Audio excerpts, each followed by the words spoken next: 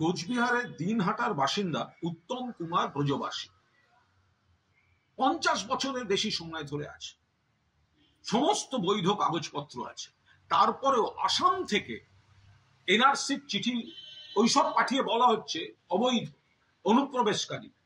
কি করে পারে? এখতিয়ারে আছে আসামে। আমরা তো এই পদ্ধতিটারই বিরোধিতা করছি। এটা একটা বিরাট প্লট।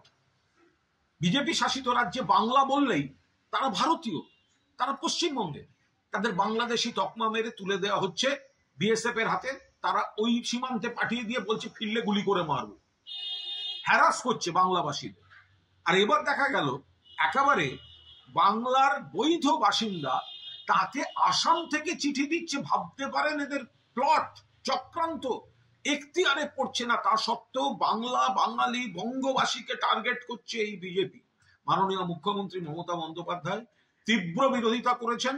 আমরা সর্বভারতীয় তৃণমূল কংগ্রেসের তরফ থেকে বিজেপির এই চক্রান্ত সম্পর্কে সকলকে আরো আরো আরো সচেতন করার আবেদন রাখছি, সচেতন করার চেষ্টা করছি। এই চক্রান্তের বিরুদ্ধে আমাদের প্রতিবাদ এবং আন্দোলন চলবে।